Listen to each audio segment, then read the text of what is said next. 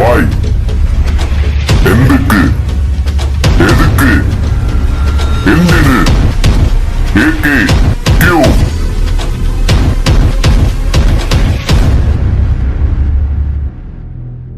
வைமன் channel நேயர்கள் அனைவருக்கும் என்னுடைய வணக்கம். நாம் இன்று அடுத்த புத்தக அறிமுகத்துக்கு போகலாம்.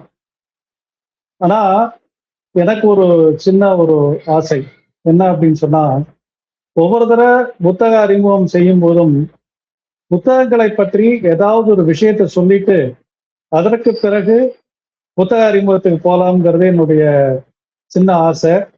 ஸோ அந்த வகையில இன்றைக்கு எடுத்துக்கொள்ள போவது என்ன அப்படின்னு கேட்டீங்கன்னா, மாவீரன் ஷாஹித் பகத்சிங்கினுடைய புத்தக காதல் எப்படி இருந்தது அப்படிங்கிறத பத்தி நான் ஒரு வார்த்தை பேசிட்டு அதுக்கு பிறகு புத்தக அறிமுகத்துக்குள்ள போலான்னு பார்க்கிறேன். நம்ம அனைவருக்கும் தெரியும், 23 வயதுல ஒரு இளைஞனாக இருந்த பகத்சிங் தூக்குமேடையை தழுவி இறந்து போனான் அப்படிங்கிறது. ஆனா ஏராளமானோர் அவர்களுடைய வாழ்க்கையை இந்தியாவினுடைய விடுதலைக்காக முடித்து கொண்டு இருக்கிறார்கள். ஆனா நம்ம ஏன் பகத்சிங்கை பத்தி மட்டும் உயர்வாக பேசுகிறோம் அப்படின்னு பார்த்தோம்னு சொன்னா, அவருடைய மேதமை, அவருடைய புத்தக காதல், அவருடைய செயல்பாடுகள், இது எல்லாத்துலயும் அவர் உயர்ந்து நிற்கிறதுனாலதான் அவரை பத்தி என்ன சொல்லுவோம் அப்படின்னு சொன்னா, சுப்ரீம் சாக்ரிஃபைஸ் என்று சொல்கிறார்கள். மற்றவர்கள்லாம் சாக்ரிஃபைஸ் பண்ணியிருக்காங்க, இவர் சுப்ரீம் சாக்ரிஃபைஸ் என்று இவரை பத்தி உயர்ந்த தியாகி என்று அவர்கள் சொல்றாங்க. அவருடைய புத்தக காதல் எப்படி இருந்தது? அவர் ஏராளமான புத்தகங்களை படிக்கக்கூடியவர். அவர் நூலகத்துக்கு போய் படிக்கக்கூடிய வேகத்துல அவருக்கு புக்கு சப்ளை பண்றதே பெரிய பிரச்சனையா இருந்தது அப்படிங்கிற அளவுக்கு மற்றவர்கள் அதை பத்தி பேசியிருக்கிறாங்க. அதே மாதிரி அவர் சிறையில் இருந்த காலத்தில் மட்டும் 300 புத்தகங்களை படித்திருக்கிறார். 300 புத்தகங்கள் எந்த அளவுக்கு அவங்களுக்கு பிரச்சனை ஆயிடுச்சு அப்படின்னு சொன்னா, அவர்களுக்கு புத்தகம் கொடுத்து, அவருக்கு படிக்கிற வேகத்துக்கு புத்தகம் கொடுத்து அவர்களுடைய சிறை காவலர்களுக்கே வெறுத்து போச்சான். என்னடா இந்த மனுஷன் இந்த வேகமா படிக்கிறான், இவனுக்கு கொடுத்தே கட்டுப்படி ஆகாது அப்படின்னு சொல்லிட்டு அவர்கள் வெறுத்து போற அளவுக்கு அவர் வேகமாக புத்தகங்களை படித்திருக்கிறார். நல்லா யோசிச்சு பாருங்க, தூக்குமடைக்கு போக வேண்டிய ஒரு பையன், சின்ன பையன், ஆனா தன்னுடைய முழுமையான இதுல புத்தகத்தை படிச்சிருக்கிறார். எல்லா விஷயங்களையும் செய்து கொண்டு புத்தகத்தையும் படித்திருக்கிறார் என்று சொன்னால் அவர் எவ்வளவு பெரிய மேதையா இருந்திருக்கணும்னு யோசிச்சு பாருங்க. அதற்கு பிறகு கடைசி நாள் அவர்கள் அவரை 11 மணி நேரம் முன்னாடியே தூக்குல போட்டாங்க. நாளை காலையில தான் தூக்குல போடணும், ஆனால் முதல் நாள் சாயங்காலமே அவரை தூக்குல போடுறாங்க. அதற்கு ஓரிரு மணி நேரங்களுக்கு முன்னாடி தான் அவருடைய நண்பர் அவர்கிட்ட லெனின் பற்றிய ஒரு புத்தகத்தை கொடுக்குறாரு. அப்போ பகத்சிங் சொல்கிறார், ரொம்ப சந்தோஷம், இதுக்காக தான் நான் காத்திருந்தேன் அப்படின்னு சொல்லி உடனடியாக அந்த புத்தகத்தை படிக்கிறதுக்கு பகத்சிங் உட்கார்ந்துடுறாரு. ஆனா அந்த நேரத்தில் கொஞ்ச நேரத்துல அவரை தூக்குமடைக்கு அழைத்து போவதற்காக அந்த காவலர்கள்லாம் வந்துடுறாங்க. அப்ப அவங்க சொல்றாங்க, உன்னை தூக்குல போடணும், நீ ஏந்திச்சு வா. அப்ப அவர் சொல்கிறார், இல்லை, நான் ஒரு புரட்சியாளன், இன்னொரு புரட்சியாளருடன் பேசி கொண்டிருக்கிறான், சற்று பொறுங்கள் அப்படின்னு சொல்லிட்டு, எப்படி நிலைமை பாருங்க. நம்மளாம் யோசிச்சு கூட பார்க்க முடியாது. சொன்ன உடனே அவங்க அவர் மேல இருந்த மரியாதை காரணமாக ஒரு நெகிழ்ந்து போய் அவருக்கு ஓரமா நின்றுறாங்க. அப்படியே சற்று நேரத்தில் அந்த புத்தகத்தை முடித்து விட்டார். முடிச்சுட்டு அந்த புத்தகத்தை தூக்கி போட்டு, வாங்க இப்ப போலாம் அப்படின்னு சொல்லி கம்பீரமாக அந்த மனிதன் கடைசி நிமிடத்தில் கூட ஒரு புத்தகத்தை படித்து விட்டு ஒரு தூக்கில் ஏறினான் என்று சொன்னால், அந்த புத்தகத்தின் மேல் அவனுக்கு எவ்வளவு காதல் இருக்கும். ஏன் அந்த செயலை பகத்சிங் செய்ய வேண்டும் என்று சொன்னால், புத்தகம் என்பது நம்முடைய வாழ்க்கையில் எவ்வளவு முக்கியம் என்பதை அந்த இளைஞன் நமக்கு காட்டிவிட்டு போயிருக்கிறார். அந்த வழியிலே புத்தகம் என்பது எவ்வளவு முக்கியம் என்பதை நாமும் புரிந்து கொள்ள வேண்டும் என்பதற்காக இந்த செய்தியை உங்களிடம் பகிர்ந்து கொண்டு நாம் இன்றைக்கு புத்தகத்துக்குள்ள நம்ம போகலாம். இன்றைக்கு நான் சொல்வதாக இருக்கக்கூடிய புத்தகம் என்பது தோழர் ச. சுப்பாராவ் அவர் எழுதியிருக்கக்கூடிய உதடுகள் சொன்ன கதை அப்படிங்கிற இந்த புத்தகம். அதை பத்தி தான் நான் இன்னைக்கு அறிமுகப்படுத்த போறேன். இவர் தான் சுப்பாராவ். சுப்பாராவ் ஒரு மிகச்சிறந்த எழுத்தாளர், மிகச்சிறந்த வாசகர், மிகச்சிறந்த ஒரு மொழிபெயர்ப்பாளர். ஏராளமான புத்தகங்களை மொழிபெயர்க்கவும் செய்திருக்கிறார், எழுதவும் செய்திருக்கிறார். அதை பத்தி புத்தகங்களை படித்துவிட்டு அதை அறிமுகம் செய்வதில் அவர் ஒரு கில்லாடி. இது ஒரு அடுத்த ஆஸ்பெக்ட் அவரை பொறுத்த வரைக்கும். புத்தகங்களை அவர் படிப்பார், ஏராளமான புத்தகங்களை படிக்கிறார். படிச்சுட்டு ஒரு நோட் புக்ல எழுதி வச்சிருப்பாரு. அதை எழுதி வச்சுட்டு வருஷ கடைசியா பாத்தீங்கன்னா நூற்றுக்கணக்கான புத்தகத்தை இந்த வருஷம் படிச்சேன்னு சொல்லி நம்ம போடுவாரு. அந்த முகநூல்ல படுத்தோம்னா நமக்கு பொறாம தான் வரும். அப்படிப்பட்ட ஒரு வாசகர் சுப்பாராவ். எல்ஐசில இருந்து அவர் ரிட்டையர் ஆயிருக்கிறார். அவருடைய நான் சொன்னேன் இல்லையா, ஏராளமான புத்தகங்களை படித்து விட்டு அதை நமக்கு அறிமுகப்படுத்தக்கூடியவர் சுப்பாராவ். அப்படிப்பட்ட அறிமுகங்கள் 11 புத்தகங்களை பற்றி, ஆங்கில புத்தகங்களை பற்றி அவர் எழுதி வைத்த விஷயங்களை நமக்கு ஒரு புத்தகமாக கொடுத்திருப்பதுதான் இந்த உதடுகள் சொல்லும் கதை அப்படிங்கிற இந்த புத்தகம். இந்த புத்தகம் 11 ஆங்கில புத்தகங்களை நமக்கு அறிமுகம் செய்து கொடுத்திருக்கக்கூடிய இந்த புத்தகம். ஒவ்வொன்றும் ஒவ்வொரு பொருளை பற்றியது. நான் அதை படிச்ச உடனே எனக்கு என்ன தோணுச்சு அப்படின்னு சொன்னா, இந்த மனுஷன் எங்க இருந்துடா இவ்வளவு புத்தகத்தை பிடிச்சாரு, எப்படிடா இவ்வளவையும் படிச்சாரு, எப்படி இதை படிச்சுட்டு வேற நமக்கு வேற எழுதி கொடுத்தாருன்னு சொல்லிட்டு அவ்வளவு ஆச்சரியப்பட்டு போனேன் இந்த புத்தகத்தை படிச்சுட்டு. இந்த புத்தகங்கள்ல பாத்தீங்கன்னா முதல் புத்தகமாக அவர் சொல்றதே ரொம்ப கிளர்ச்சியா தான் ஆரம்பிக்கிறார். கிளர்ச்சி சொன்னா மனிதனுடைய வாழ்க்கையில 2 விஷயம் முக்கியம். ஒண்ணு சாப்பாடு, இன்னொன்னு அடுத்த சந்ததியை பெருக்குவது. அதற்கு காமம். காமத்திலே முக்கியமான ஒரு பங்கை வகிப்பது என்னன்னு பாத்தீங்கன்னா முத்தம் என்று நம்ம சொல்ல முடியும். முத்தம் என்பது பல வகையான முத்தங்கள் இருக்கு. குழந்தைக்கு கொடுக்கறதா இருக்கலாம், மரியாதையாக கொடுப்பதாக இருக்கலாம். ஆனால் காமத்தினுடைய முக்கியமான பங்கு என்னன்னு கேட்டீங்கன்னா இந்த முத்தம் அப்படிங்கிற ஒரு பாயிண்ட். இந்த முத்தத்தை பத்தி ஒருத்தர் புத்தகம் எழுதியிருக்காருன்னு சொன்னா நீங்க நம்புவீங்களா? அந்த புத்தகத்தின் பெயர் த சயின்ஸ் ஆஃப் கிஸ்ஸிங். இது சயின்ஸ் ஆஃப் கிஸ்ஸிங் சொல்லிட்டு இந்த புத்தகத்தை எழுதியிருக்கக்கூடியவர் அப்படின்னு பாத்தீங்கன்னா அவ்வளவு விஷயங்களை முத்தத்தை பத்தி கிறிஷல் பாம், அவர் எழுதின ஒரு பேர் ஷெரில் கிறிஷல் பாம் அப்படிங்கிறவர் தான் இந்த புத்தகத்தை எழுதியிருக்காரு. அந்த முத்தத்தை பத்தின ஏராளமான விஷயங்களை அவர் அந்த புத்தகத்துல ட்ரேஸ் பண்ணி எழுதியிருக்கிறார். இந்த முத்தம் எப்ப தோன்றி இருக்கும், அப்போ குரங்குகள் குழந்தைகள் தங்களுடைய குழந்தைகளுக்கு அந்த பழத்தை சாப்பிட்டுட்டு ஊட்டுமா. சோ அதுல இருந்து தான் முத்தத்தை தொடங்கி இருக்கணும்னு சொல்லிட்டு அவர் ஒரு முடிவுக்கு வர்றார். அதே மாதிரி ஒவ்வொரு வகையான முத்தம் எப்ப தோன்றி இருக்கும். இப்ப நம்ம ஊர்ல பாத்தீங்கன்னா ஒரு 50-100 வருஷங்களுக்கு முன்னாடி பாத்தீங்கன்னா கதாநாயகனும் கதாநாயகியும் தூரத்துல தான் நிற்பாங்க. ஆனா இன்னைக்கு எப்படி வருது, இப்போ கிஸ் பண்ணிக்கிறாங்க. பிரெஞ்சு கிஸ் இங்கிலீஷ் படத்துல எல்லாம் பாத்தீங்கன்னா பிரெஞ்சு கிஸ்ன்னு சொல்லிட்டு அது ரொம்ப இதா போயிட்டு இருக்கு. இப்ப பெரியவங்களை பார்த்து ஒரு அரசரோ அரசியை பார்க்கும்போது என்ன பண்றாங்க, முழந்தாளிட்டு அவர்களுடைய கையை பிடிச்சு முத்தம் கொடுப்பாங்க இல்லையா? ரொம்ப பெரியவங்கன்னா காலில் முத்தம் கொடுக்குற அளவுக்கு முத்தம் என்பது பல்வேறு விஷயங்கள் இருக்கு. அதோட சூப்பர் என்ன தெரியுமா, இந்த முத்தத்தை பத்தி முதல்ல பயிற்சி வச்சது யார் தெரியுமா? அது என்ன சொல்றாரு அப்படின்னு சொன்னா இந்தியர்கள் தான் அதை கண்டுபிடிச்சாங்கிறாரு. அது யார் பண்ணியிருக்காங்கன்னு சொன்னா முதல்ல வாத்ஸ்யாயனர் காமசூத்திரத்துல தனி அத்தியாயமே எழுதியிருக்கிறார். இதை தவிர இதுலயே பாத்தீங்கன்னா மகாபாரதத்துல இதை பத்தி இருக்கு அப்படின்னு சொல்லி சொல்றாரு. பல நாடுகள் அதை தடை செய்திருக்கின்றன, பிறகு அனுமதித்து இருக்கின்றன. இந்த மாதிரி ஏராளமான விஷயங்களை இந்த முத்தம் புத்தகம் என்பது அது ஒரு கலையாகவே அதை சொல்றாரு. இந்த அறிமுகத்தை படிச்சு பார்த்தோம்னே அந்த புத்தகத்துல என்ன இருக்குங்கிறத பெரும்பாலும் அவர் எழுதியிருக்கிறார். அதை நம்ம என்ன சொல்றாருன்னா இந்த science of kissing what our lips are telling us by Cheryl Kirshenbaum அப்படிங்கிறது தான் இந்த புத்தகத்தினுடைய பெயர். அடுத்தது பாத்தீங்க அப்படின்னு சொன்னா சமையல். இந்த சமையல் எப்பங்க வந்திருக்கும்? இந்த காலத்துல ஆரம்பத்த காலத்துல காட்டு மிராட்டிகளாக இருந்த காலத்தில், குரங்குகளாக இருந்த காலத்தில் எப்படி சாப்பிட்டுருப்பாங்க? அப்படியே தான் சாப்பிட்டுருப்பாங்க இல்லையா? அதாவது புலிகளோ சிங்கங்களோ சமைச்சா சாப்பிடுறது கிடையாது. வேட்டையாடி அப்படியே அதை சாப்பிட்டு விடுகிறது இல்லையா? அப்ப சாப்பிட்டு விடக்கூடாது. அப்படித்தான் வந்து மனுஷனும் இருந்திருக்கான். ஆனால் மனிதனுடைய லெவல் வேற. அவன் என்ன பண்றான்? மரத்துல இருந்து கீழே இறங்கி வர்றான். அப்போ 2 காலில் நிற்க பழகுகிறான். அப்போ அதற்கு பிறகு அவன் வேட்டையாட தொடங்குகிறான்.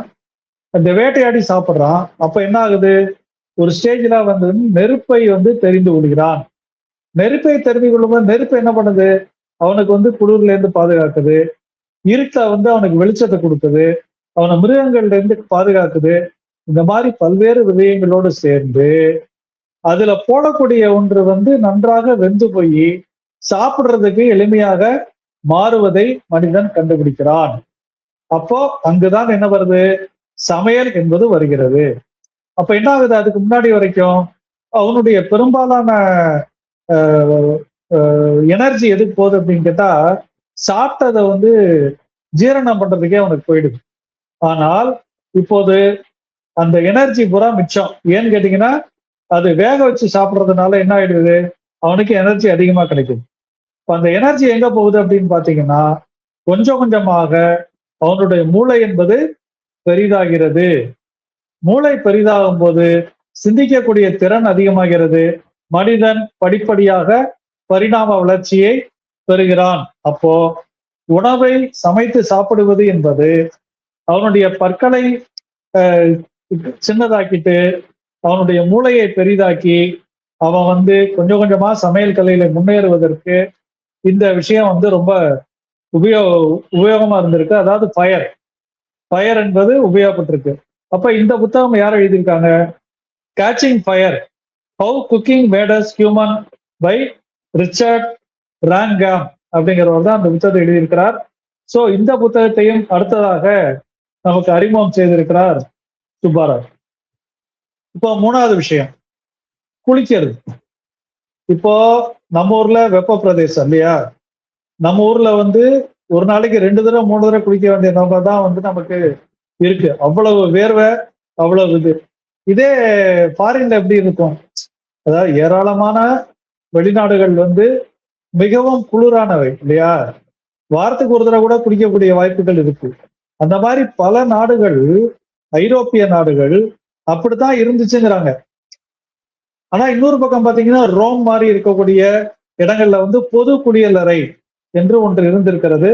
அங்க போய் எல்லாருமே மொத்தமா சேர்ந்து வந்து அவங்க குளிப்பாங்க அப்படின்னு சொல்லி அவங்க சொல்றாங்க.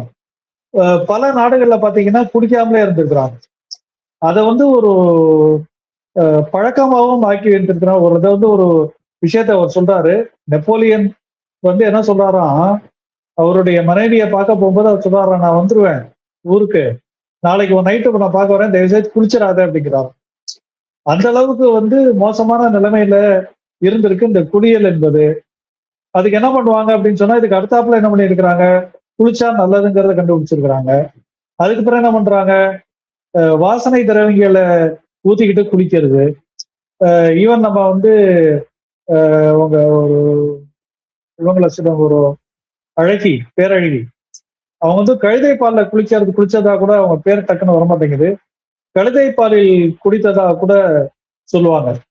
ஸோ அந்த மாதிரி பல்வேறு விஷயங்கள் வந்து குளியலை பற்றின ஏராளமான விஷயங்கள். நம்மை பொறுத்தவரையில் இது எப்ப வருது, குளிக்கிறதுங்கிறது கம்பல்சரியா எப்ப வருது அப்படின்னு சொன்னா, தொழில் புரட்சி ஏற்பட்ட பிறகு. அதாவது அந்த தொழில் புரட்சி ஏற்பட்ட பிறகு என்ன தேவையா இருக்கு? நிலக்கரி தேவையா இருக்கு. நிலக்கரி சுரங்கத்துக்கு போயிட்டு வெளியில வந்தது பிறகு அப்படியே கருப்போட உட்கார்ந்து இருக்க முடியுமா நிலக்கரியோட?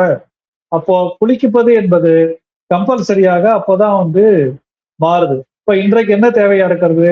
குளிப்பது என்பது நோய்களை விரட்டவும், சுத்தமாக இருக்கவும், நல்ல துணிமணிகளை அணிந்து நன்றாக இருக்கவும் இன்றைக்கு குளியல் என்பது வந்து இன்னைக்கு வந்து முழுமையான ஒரு தேவையாகிவிட்டது. இந்த புத்தகத்தை பத்தி படிக்கணும் அப்படின்னா அவர் சொல்றாரு, clean and unsanitized history are washing by Katherine Ashenburg அப்படிங்கிற புத்தகத்தை வந்து அவரு நமக்கு இந்த புத்தகம் மூலமா அறிமுகப்படுத்துறாரு. அதே மாதிரி பல்வேறு புத்தகங்களை வந்து அவர் வந்து இந்த இதுல வந்து நம்ம எல்லாத்தையும் நம்ம இங்கேயே பேசிட்டோம் அப்படின்னா நமக்கு படிக்கிறதுக்கும் ஒரு ஆர்வம் குறைஞ்சிடக்கூடாது. ஆனா ஏராளமான விஷயங்களை வந்து கண்டுபிடிச்சிருக்கிறாங்க சயின்ஸ்ல, இல்லையா? சயின்ஸ்ல சக்கரம், இப்போ சக்கரம்ங்கிறது தான் முக்கியமான விஷயம். பல்வேறு இடங்களுக்கு எடுத்து செல்வது, பல்வேறு இடங்களுக்கு கொண்டு வர்றது. அப்ப இந்த சக்கரங்களை பொருத்துவதற்கு என்ன தேவை? சக்கரங்களை பொருத்துறதுக்கு ஆணி, ஸ்க்ரூ இதெல்லாம் தேவை இல்லையா? அது இருந்தா தானே சக்கரத்தையும் நீங்க பண்ண முடியும். இந்த ஆணி ஸ்க்ரூவை யார் கண்டுபிடிச்சிருப்பாங்க? அப்ப அந்த ஆணி ஸ்க்ரூ கண்டுபிடிச்சா தானே நீங்க வந்து அடுத்த லெவலுக்கு நீங்க போக முடியும். அப்போ இத பத்தி ஒருத்தர் புக் எழுதியிருக்கிறார். ஸ்க்ரூவோட வரலாறையே ஒருத்தர் புக் எழுதியிருக்காரு. இதெல்லாம் நீங்க யோசிச்சு கூட பார்த்துக்க மாட்டீங்க. One good turn, a natural history of screwdriver and screw by Witold Ribarsky அப்படிங்கிறவர் வந்து அந்த புத்தகத்தை பத்தி அவர் எழுதுறாரு. இன்னைக்கு ஸ்க்ரூ இல்லாம நான் போட்டிருக்கிற கண்ணாடியில கூட ஒரு ஸ்க்ரூ இருக்கு. நம்ம உட்காந்துருக்கிற சேர்ல ஸ்க்ரூ இருக்கு. ஒவ்வொன்றுலயும் கம்ப்யூட்டர்ல ஸ்க்ரூ இருக்கு. எல்லாத்துலயும் ஸ்க்ரூ இருக்கு. இதை ஒருத்தன் வந்து கண்டுபிடிச்சிருக்காங்கன்னா அதை வேலை மெனக்கிட்டு அதனுடைய ஹிஸ்டரியை கண்டுபிடிச்சு ஒருத்தன் புத்தகம் எழுதியிருக்கான். அதை வேலை மெனக்கிட்டு நம்ம சுபாராவ் வந்து நமக்கு அறிமுகப்படுத்துறாரு. எவ்வளவு முக்கியமான விஷயம் பாருங்க. அடுத்தது என்னன்னு பாத்தீங்கன்னா, இதை விட சூப்பர், அண்டர் கிளாத்ஸ். நம்ம வந்து மேல சட்டை போடுறோம், பேண்ட் போடுறோம், லேடிஸ் ட்ரெஸ் போடுறாங்க. ஆனா உள்ளே உள்ளாடைகளை அணிகிறோம். அந்த உள்ளாடைகள் எதுக்கு? அப்ப இந்த உள்ளாடைகளை எப்படி கண்டுபிடிச்சிருப்பாங்க? உள்ளாடைகள் நம்ம மாதிரி வெப்ப பிரதேசங்கள்ல உள்ளாடைகள் போடுறோம்னா கூட நைட்டு அவுத்து போட்டு ஃப்ரீயா இருக்கிறதுக்கு தான் பல பேர் விரும்புவாங்க. ஏன்னா அவ்வளவு வேர்வையா இருக்கு. ஆனா இது ஏன் வந்து இந்த உள்ளாடை என்பது தேவையாக வந்தது? அதனுடைய வரலாறு என்ன? எப்படி எல்லாம் வந்து இந்த உள்ளாடையினுடைய உருவாக்கம் என்பது நிகழ்ந்தது? பிரா எப்படி வந்துச்சு? ஜட்டி எப்படி வந்துச்சு? இதெல்லாம் நான் சொல்றதுக்கு வந்து உங்களுக்கு இதா இருக்கிற மாதிரி நினைக்கலாம். ஆனா இன்றைக்கு நம்முடைய வாழ்க்கையில் அதை பிரிக்க முடியாத ஒரு அம்சமாக ஆகிவிட்டவை இந்த உள்ளாடைகள். அப்ப இந்த உள்ளாடைகளுக்கு ஒரு வரலாறு இருக்கு இல்லையா? அந்த வரலாறு எது சொல்லுது அப்படின்னு சொன்னா, the history of under clothes by Cecil Willett Cunnington. இந்த புத்தகத்தை நமக்கு சுபாராவ் வந்து ஒரு கட்டுரையில அறிமுகப்படுத்துறாரு. அடுத்தது நம்ம வந்து இன்னைக்கு நம்ம சொல்லிடுறோம் எது கிழக்கு எது மேற்கு அப்படின்னா, கையில கம்பாஸ் அப்படின்னு சொல்லி ஒண்ணு வச்ச வந்து நம்ம கண்டுபிடிச்சிடுறோம் இல்லையா?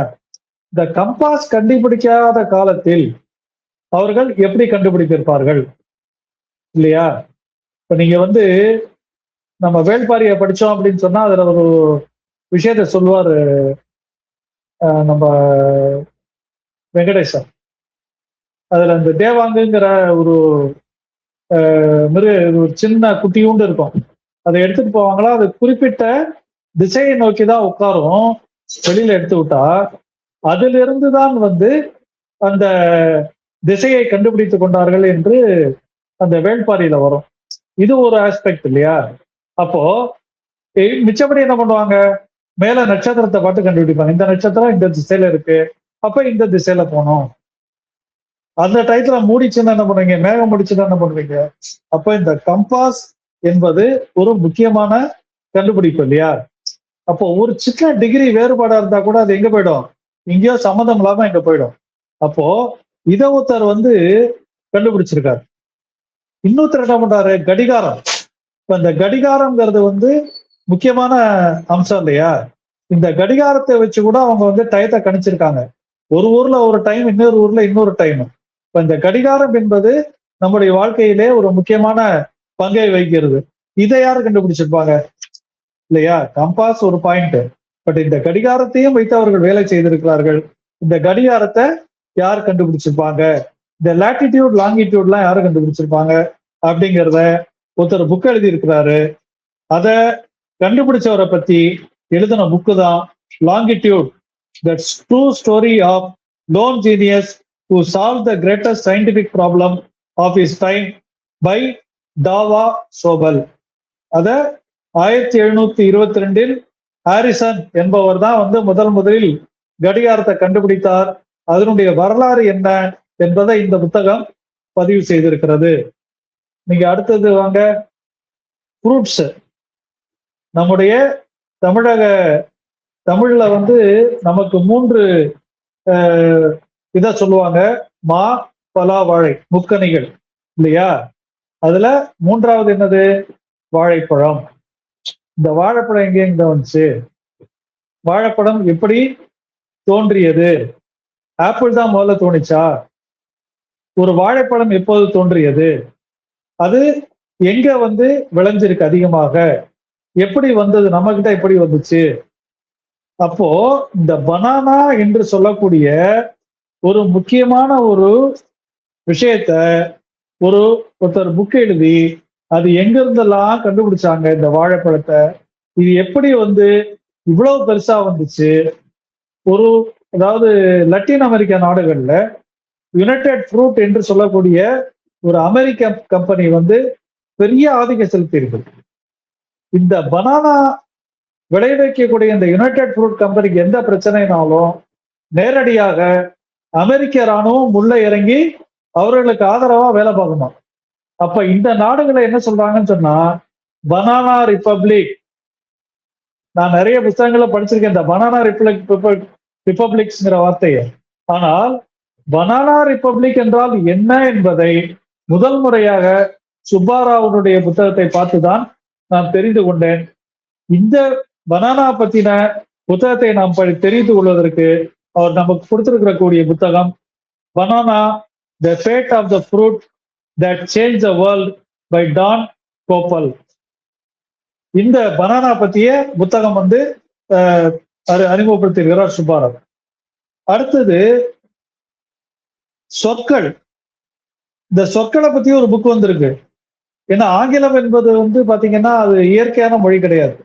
ஏராளமான மொழிகளில் இருந்து அது தன்னுடைய சொற்களை கடன் வாங்கி இருக்கிறது. தமிழ் பேர் இங்கிலீஷ்ல இருக்கு. கட்டமரான் அப்படின்றோம். கட்டுமரத்திலேருந்து வந்ததுதான் கட்டமரம். இந்த மாதிரி ஏராளமான வார்த்தைகளை அது கண்டுபிடித்து தனக்கு சேர்த்து கொண்டிருக்கிறது. இப்படிப்பட்ட விஷயங்களை எல்லாம் நமக்கு கண்டுபிடித்து எழுதி கொடுத்திருப்பது. அடுத்தது பாத்தீங்க அந்த புத்தகத்தினுடைய கலர், எப்படி கலர் வந்துச்சு?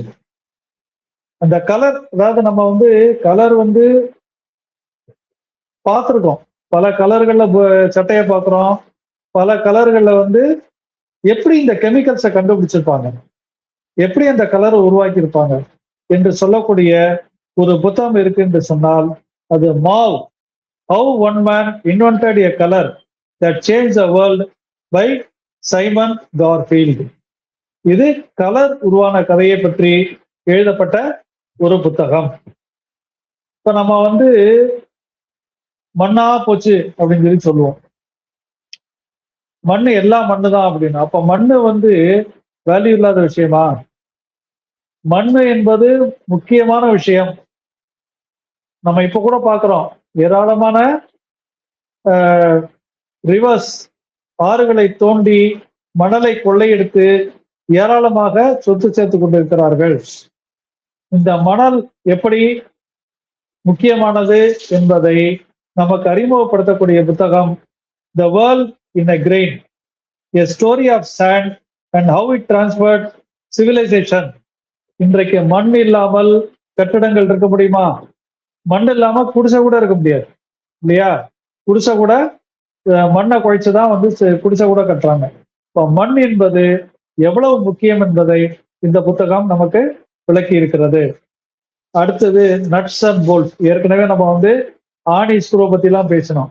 அடுத்தது இந்த நட்டு போல்ட் எல்லாம், நட்டு கழண்டு போச்சு, நட்டு லூஸ் ஆயிடுச்சு, போல்ட்டு அப்படிலாம் பேசுறோம் இல்லையா? இவர்களை யார் கண்டுபிடித்திருப்பார்கள்? இந்த நட்டு போல்ட் எல்லாம் எப்படி கண்டுபிடிச்சாங்க அப்படிங்கிறத வந்து ஒருத்தர் வேலை மெனக்கிட்ட புக் எழுதி இருக்கிறாரு.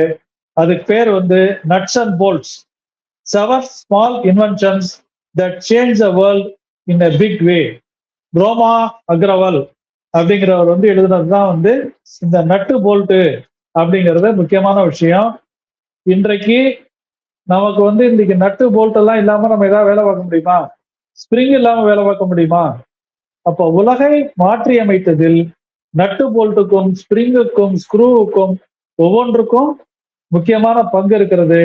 அந்த அதனுடைய வரலாற்றை நமக்கு அறிமுகப்படுத்துவதுதான் இப்ப நான் சொன்ன புத்தகம். அடுத்தது என்சைக்ளோபீடியா. என்சைக்ளோபீடியா இன்னைக்கு இருக்கக்கூடிய ஜென்சிக்கு தெரியறதுக்கு வாய்ப்பே கிடையாது.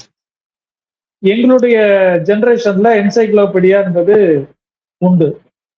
அந்த என்சைக்ளோபீடியா இப்ப நம்ம வந்து கூகுள்னு சொல்றோம் இல்லையா, கூகுள்ல அதோட அடுத்த ஸ்டெப் வந்து ஏஐ வந்துருச்சு. ஒரு மலைப்பிரதேசத்துல போயிட்டு இருக்கோம் நாங்க, அப்போ அங்க வந்து ஒரு ஊதா கலர்ல ஒரு மரம் வந்துச்சு. அப்போ எங்க வீட்டுல கேட்டாங்க அது என்னது அப்படின்ட்டு. நான் என்ன பண்ணேன், டக்குன்னு அதை போட்டோ எடுத்து ஏஐல போட்டு இது என்னன்னு கேட்டேன். ஒரு நொடி கூட ஆகல, அதனுடைய முழுமையான வரலாற்றை அது சொல்லிவிட்டது. இப்போ ஒரு 50 வருஷத்துக்கு முன்னாடி யோசிச்சு பாருங்க, எப்படி இந்த விஷயங்களை தெரிந்து கொண்டு இருக்க முடியும்? அதற்காக உருவாக்கப்பட்டதுதான் என்சைக்ளோபீடியா. வருஷா வருஷம் அது வந்து அப்டேட் ஆகிட்டே இருக்கும் இந்த என்சைக்ளோபீடியா. அதுல ஏராளமான விஷயங்களை திரட்டி புத்தகங்களாக நமக்கு எழுத கொடுத்து கொண்டிருப்பார்கள். இந்த என்சைக்ளோபீடியா என்பதனுடைய அதுக்கு ஒரு வரலாறு இருக்கு இல்லையா. இந்த என்சைக்ளோபீடியா என்பது எப்படி உருவாக்கப்பட்டிருக்கும் அப்படிங்கிறதுக்கு ஒரு வரலாறு இருக்கு இல்லையா. அந்த வரலாற்றை சொல்லக்கூடிய புத்தகம் all the knowledge in the world, the extraordinary history of the encyclopedia, Simon Garfield என்பவர் எழுதியிருக்கக்கூடிய புத்தகம். இப்ப இதுல பாத்தீங்க அப்படின்னு சொன்னா இன்னொரு சின்ன ஒரு எக்ஸ்ட்ரா பாயிண்ட் அவர் சொல்றாரு. இது சின்னதா படிக்கணும் அப்படின்னா, நம்முடைய தமிழ்ல வந்து ஒரு அருமையான ஒரு மேதை ஒருத்தருக்கிறார், வரலாற்றாளர் இரா வெங்கடாச்சலபதி அப்படின்னு பேரு, சலபதின்னு நம்ம சொல்லுவோம். தமிழ் கலை களஞ்சியத்தினுடைய கதையை பத்தி அவர் எழுதியிருக்கிறார்.